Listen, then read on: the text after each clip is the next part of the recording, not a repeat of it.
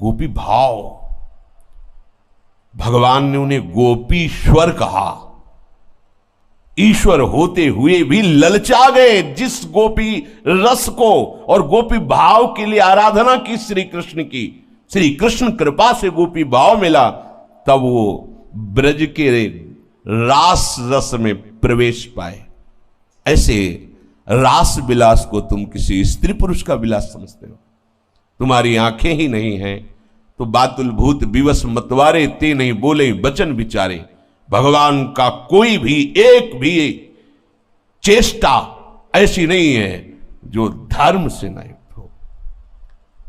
साधारण धर्म, असाधारण धर्म, फिर प्रेम धर्म। तुम्हें साधारण धर्म का ज्ञान नहीं तो तुम प्रेम धर्म के विलास का कैसे निर्णय कर सकते हो?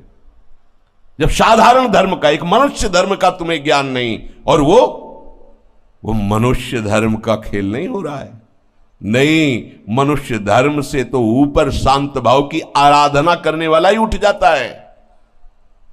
कांता भाव, ये सबकी समझ में आने वाले भाव नहीं है। अगर ऐसा होता, ध्रुवदास जी ने वर्णन किया है, नारदादि उद्धादि शब्द, सनकादि आदि, ये गोपी जनों के सुख को देखकर अपने भजन को व्यर्थ मानते हैं। अपने भजन को व्यर्थ मानते, जो ब्रह्मानंद में छके रहते हैं। गोपी जनों का प्यार, कपोल पे कपोल श्री कृष्ण मिलाए, नूपुरों की नूपुर धुनी में धुनी मिलाए, नेत्रों में नेत्र मिलाए, ललचा गए महापुरुष सनकादि। जिनके एक झलक पाने के लिए वैकुंठ में जाते हैं, जरा सा विक्षेप पड़ता है तो आवेश आ जाता है। कितना प्यार करते हैं रूप दर्शन का, और उसी रूप का ये पान कर रही हैं। पान ही नहीं, अपने में समा रही हैं। कैसे कोई इस रास को समझ पाएगा? ओ रास को समझते हैं स्त्री पुरुष का विलास। नहीं नहीं, बड़े बड़े योगियों की पहुंच की भी बाहर की बात है। अगर कोई साधारण भाव से इसे ले तो वो अपने ऊपर अपराध ला देगा, मलिनता और बढ़ेगी। बृहस्पति शिष्य भगवान के समान ज्ञान रखने वाले उद्धव जी एक चेष्टा को देखकर बिक जाते हैं गोपी जनों की। कितनी ऊंची महान स्थिति गोपी, वो जान रहे हैं, वो भी पूरी नहीं, तभी चरणों में लौटते कि मुझे यहां की कोई घास औषधि बना दी जाए जिससे इन गोपियों की चरण धूलि मुझे मिलती रहे। श्री कृष्ण सानिध्य को निरंतर प्राप्त महापुरुष गोपी जनों की भावदशा को देखकर गोपी जनों की चरण धूलि सतत पड़ती रहे, इसलिए यहां ब्रज की वो लता गुल्म औषधि बनना चाहते। उद्धव जैसे महात्मा जिनकी चरण रज लेने के लिए गुल्म लता औषधि जड़ बनना चाहते हैं, वो गोपी जन कोई स्त्री है? उनका श्री कृष्ण से, जिन श्री कृष्ण का नाम नहीं ले सकते, उन श्री कृष्ण को अपने हृदय से लगाती है। कितनी महिमा है। तुम पुरुष स्त्री देखते हो तो हमारे प्रभु स्वयं कह रहे हैं, न मे पार्थास्ति कर्तव्यम त्रिषु लोकेषु किंचन नानवाप्तमवाप्तव्यम वर्त एव च कर्मणि। अलग अलग लोकों की 9 किशोरी सुंदरियों ने जब ब्रज गोपियों का यह सुख सुना, क्योंकि भगवान की जो ब्रज लीला तो संपूर्ण लोकों में नारद जैसे बड़े बड़े महात्मा गान करते, बड़े बड़े राजाओं की सभा में, यहां वर्तमान लीला को,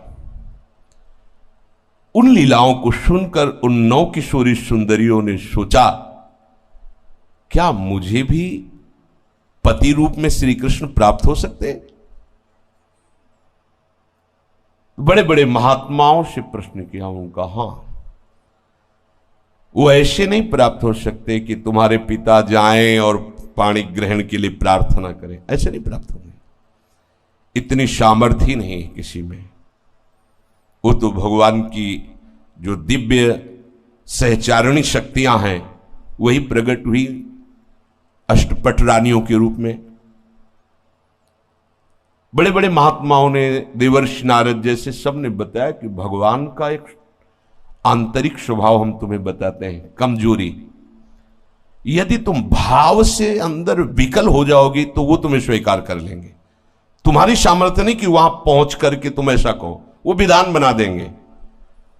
तो नागलोक की, देवलोक की, गंधर्वलोक की, रसातल, पाताल, तलातल, बड़े बड़े इन लोकांतरों की जो सुंदर सुंदर कन्याएं थी, सबने मन में भावना की कि श्री कृष्ण हमें पति रूप में प्राप्त हो। प्रभु ने उस संकल्प को सिद्ध करने के लिए भौमासुर को प्रेरित किया।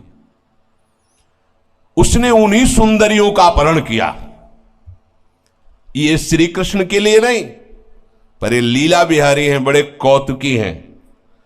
16,100 सब लोक बड़ा बलवान, उन्हीं सुंदरियों का अपहरण करके अपनी जेल में डाला लाके। अब वो तो और विकल हो गई कि हमने तो देवर्षि नारद जी से सुना था कि भगवान को प्रीतम रूप से आराधना करने वाले को भगवान निश्चित प्राप्त होते। ये तो महाबली असुर प्रवृत्ति वाला अपहरण करके अपने महल में कैद कर लिया, अब कुछ भी कर सकता है। क्या मेरा व्रत, मेरा नियम, मेरा तप, मेरा भजन, मेरा चिंतन मेरे प्रभु तक नहीं पहुंचा क्या?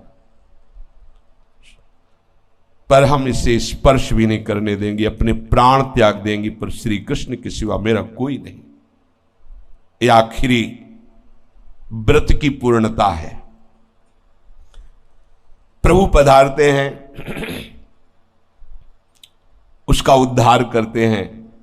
जब महल में प्रवेश करते हैं तो जिसका बचपन से चिंतन कर रही थी उस प्रीतम को देखते ही लुट गई। कैसा विधान बनाया, अलग अलग जाके प्रभु को वर्ण नहीं करना पड़ा, उसी से सबको एकत्रित करवा दिया। और अभी तक उसने किसी से संभाषण भी नहीं किया था। प्रभु का संकल्प कौन तोड़ सकता है?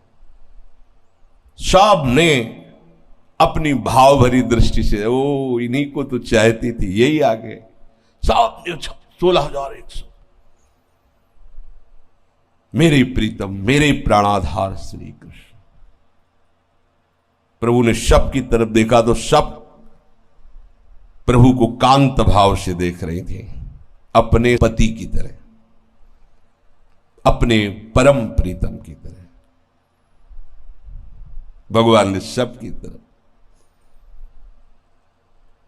तुरंत पालकियां मंगाई, सबको द्वारिका। कहां से? उनकी आराधना कहां थी? अलग अलग प्रांतों में, अलग अलग लोकों में। कैसे एकत्रित किया?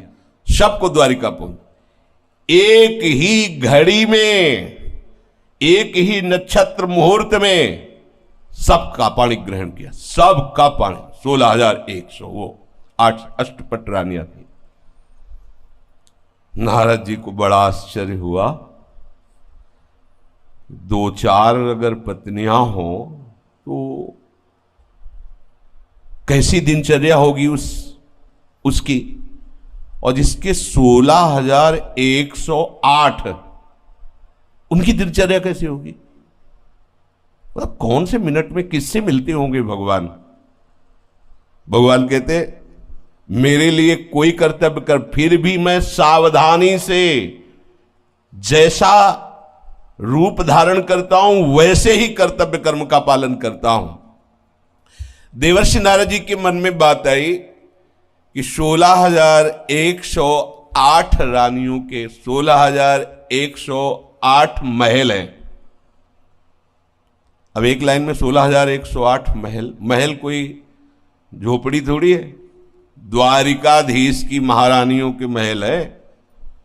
मतलब अगर दिन भर घूमा जाए तो 16,108 के दर्शन करना मुश्किल हो जाएगा पूरे महलों के। सबके लिए अलग अलग महल। कौन सी दिनचर्या भगवान की होगी?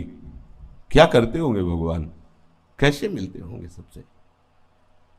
फोन तो था नहीं उस समय कि फोन से बात कर लेते कि भाई देखो ज्यादा बिकल मत होना, रविवार के दिन तुम्हारा साल में कितने दिन होते हैं, 300 और ये कितने 16,108, तब कई वर्ष बाद नंबर आएगा मिलने का। नारद जी को बहुत लगा कि कैसे वो रानियां रहती होंगी जो इतना प्रभु की आराधना किए हुए महापुरुष हैं, वो कांत भाव से प्रभु को बज रही, प्रभु उनकी भावना का कैसे। एक ही शरीर से एक ही समय में 16,108 महलों में कैसे बर्ताव करते होंगे। देवर्षि नारद जी को बड़ी उत्सुकता हुई कि इनकी दिनचर्या देखें जरा, क्या दिनचर्या है प्रभु की। द्वारिका पहुंचे। द्वारिका तो भगवान की ऐश्वर्य भरी दिव्यपुरी है। वैकुंठ से भी द्वारिका की महिमा श्रेष्ठ है। स्थूल से सूक्ष्म, सूक्ष्म से कारण, कारण से ब्रह्म, और फिर ब्रह्म से भी श्रेष्ठ वैकुंठपुरी का, वैकुंठ से भी श्रेष्ठ द्वारिकापुरी, द्वारिकापुरी से भी श्रेष्ठ मथुरापुरी, मथुरापुरी से भी श्रेष्ठ ब्रजमंडल, और ब्रजमंडल से भी श्रेष्ठ गोष्ठ वृंदावन, गोष्ठ वृंदावन से भी श्रेष्ठ गोपी वृंदावन, और गोपी वृंदावन से भी श्रेष्ठ नवनिभृत निकुंज वृंदावन, जिसे किशोरी जी का महल कहा जाता है। तो द्वारिकापुरी में देखा इतने सुंदर सुंदर उपवन, उद्यान, सरोवर खिले हुए पुष्पों से, तरह तरह के रंग बिरंगे दिव्य पक्षी कोलाहल कर रहे हैं। निर्मल जल से भरे हुए सरोवरों में नील, लाल, श्वेत भांति भांति के कमल खिले हुए हैं। नवजात कमलों की भीड़ लगी हुई है। हंस सारस कलरव कर रहे हैं। द्वारिकापुरी में स्फटिक मणि और चांदी के, स्फटिक मणि और चांदी के, स्फटिक मणि भी श्वेत होती है, चांदी भी श्वेत होती है। 9 लाख महल पंक्तिबद्ध बनाए गए थे, बड़े बड़े। उनकी फर्शें महामरकत मणि की, पन्ने की, जगमग जगमग कांति महल की फर्श की, हीरों की बहुत सी स्वर्ण से ऐसी पच्चीकारी की गई थी, देखते बनते थे महल द्वारिकाधीश के। और जो राजपथ था बहुत ही सुंदर, स्वच्छ, और आसपास की नारी रत्नों से जटी हुई, बीच में राजपथ, फिर छोटी छोटी गलियां, चौराहे, बाजार, ऐसे सुंदर सुंदर पशु पक्षी। नारद जी देखते ही आनंद मगन हो गए। द्वारिकापुरी में प्रभु श्री कृष्णचंद्र जी का अंतःपुर, अंतःपुर कहते हैं जहां प्रभु की शक्तियां विराजमान, रानियां विराजमान है। बड़े बड़े लोकपालों का जहां प्रवेश नहीं, केवल डेहरी को प्रणाम करते हैं, वो अंतःपुर। लोकपालों का भी प्रवेश नहीं प्रभु के महलों में। भगवत स्वरूप विश्वकर्मा ने अपनी सारी कला कौशल लगा करके इन महलों का निर्माण किया है। अंतःपुर में अर्थात रनिवास में 16,108 महल हैं। उनमें से एक प्रथम महल में देवर्षि नारद जी ने प्रणाम करके प्रवेश किया। मूंगों से जटित वैदूर्य मणियां, इंद्रनील मणियां दीवारों में जगमग जगमग हो रही थी। बड़ी सुंदर बिछौने बिछे हुए थे जो चमक रहे थे। मोती की लड़ियां महल में, चंदोवे, हाथी दांत के बने हुए आसन, श्रेष्ठ श्रेष्ठ पलंग जिनमें मणियां जटित हैं तो पलंग भी तेजों में दिखाई दे रहे। और एक ही महल में सहस्त्रों दासियां बहुत सुंदर सुंदर आभूषणों से सुसज्जित, स्वच्छ, तेजस्वी, सुसज्जित, ऐसे वो सेवा में लगी हुई है। और हजारों सेवक अंतःपुर के बाहर जामा पगड़ी, सुंदर सुंदर गहने, जड़ाऊ कुंडल धारण किए हुए सावधानी से महल की रक्षा कर रहे हैं। ऐसी धूप है जिसकी गंध से मतवालापन प्रकट होता है। रंग बिरंगे पक्षी छज्जों पर बैठे हुए बोल रहे हैं। इतने ऊंचे ऊंचे महल मानो बादलों को छू रहे हो। देवर्षि नारद जी बड़े आनंदित हो रहे द्वारिकापुरी की शोभा देखकर। अब इनके लिए तो कोई रोक है नहीं, सीधे गए तो देखा महालक्ष्मी स्वरूपा रुक्मिणी जी के साथ बैठे प्रभु कुछ वार्ता कर रहे हैं और रुक्मिणी जी अत्यंत सुकोमल कर कमल में पंखा लिए हुए प्रभु पर से वायु कर रहे हैं। यद्यपि रुक्मिणी जी के महल में भी वर्णन हुआ हजारों दासियां हैं, पर वो प्रभु की श्रीअंग सेवा स्वयं करती है। नारद जी देखते ही प्रभु से नेत्रों से, क्योंकि प्रभु का ब्रह्मण्य देव नाम है, भक्त अपने स्वामी को जैसे प्रसन्नता हो वैसा ही करता है। तो प्रभु का और नारद जी का एक बात फिट की गई थी। नारद जी ने कहा कि प्रभु आप तो हमारे स्वामी, बोले सभा में नहीं, एकांत में आप हमें साष्टांग दंडोत करना, सभा में हम आपको करेंगे। एकांत में तो तुम्हारे आराध्य देव हैं, पर सभा में संत हमारे आराध्य देव हैं। नारद जी को देखते ही बड़ी शीघ्रता पूर्वक प्रभु पलंग से कूद पड़े और नारद जी के युगल चरणों में साष्टांग दंडवत किया। हजारों दास दासियां सब नारद जी कांप रहे कि प्रभु आपकी आज्ञा के कारण चुपचाप खड़ा हो, नहीं तो इस समय मैं आपके चरण पकड़ लेता। द्वारिकाधीश का महान मुकुट नारद जी के चरणों में और हाथ जोड़ करके प्रभु खड़े हुए, अहो भाग्य अहो भाग्य, आइए पधारिए। और अपने आसन पर बैठा रहा, अपने आसन पर। परीक्षित, इसमें संदेह मत करना। देखो श्री सुखदेव जी कितने सावधान है, कहे कि संदेह मत करना, ये चराचर जगत के परम ईश्वरों के भी ईश्वर जगत गुरु हैं, पर ये आचरण करके दिखाते कि घर संत आवे तो कैसा आदर करना चाहिए।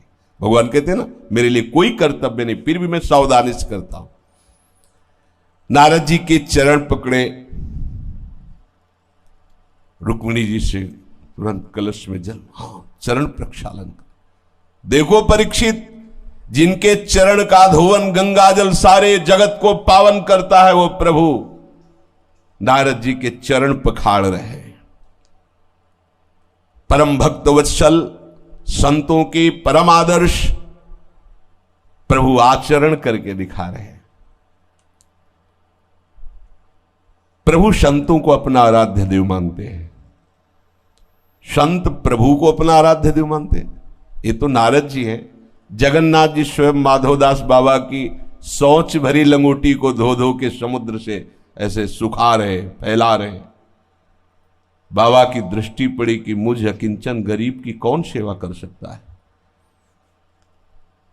देखा जब अपनी भागवतिक दृष्टि से, तो पीतांबर का फेट कसे हुए स्वयं प्रभु रो पड़े, अरे प्रभु आप ये इतना गंदा शरीर, इतना प्रभु आप, तुम्हारा और कोई है क्या?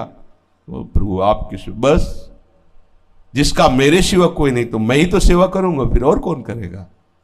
देख लो, अपने पार्षद को नहीं किसी को आज्ञा की, स्वयं प्रभु श्री कृष्ण जी स्वयं अपने कर कमल से नारद जी के चरण पखार रहे।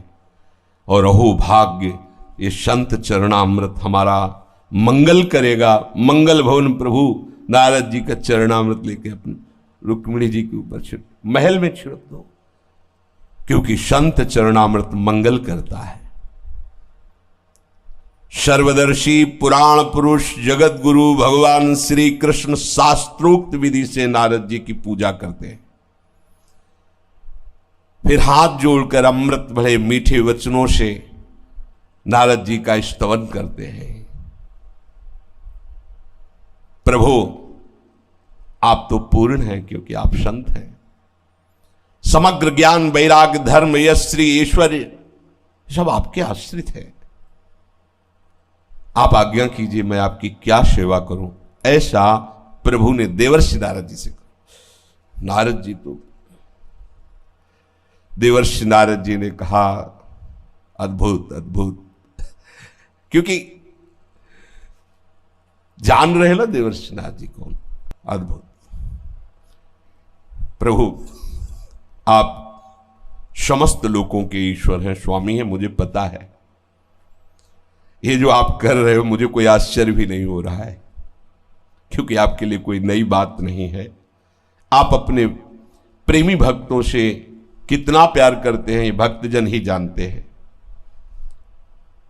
प्रभु, आप दुष्टों के लिए भयानक काल रूप हैं, तिनका काल रूप में भ्राता, लेकिन भक्तों के लिए आप उनके लाडले हैं। परम यशस्वी, जगत की स्थिति और पालन और लय ये आपकी स्वेच्छा से होता मैं जानता हूं, भली भांति जानता हूं कि आप कौन हैं। प्रभु, ये तो मेरे बड़े सौभाग्य की बात है कि मैं आपके श्री चरणों के दर्शन पा रहा हूं। आपके श्री चरण कमल संपूर्ण जगत का परम कल्याण करने में समर्थ है, मोक्ष प्रदान करने में समर्थ है। ओहो, आपके ज्ञान की कोई सीमा नहीं है। भगवान ब्रह्मा शंकर आदि बड़े बड़े आपका केवल चिंतन करते रहते हैं, वो आपका आश्रय लिए हुए हैं, तभी ब्रह्मा जी सृष्टि का सृजन करते हैं, महादेव जी लय करते हैं, भगवान नारायण पालन करते हैं। प्रभु, आप कोई भी लीला करें पर हम पर तो बस इतनी कृपा करें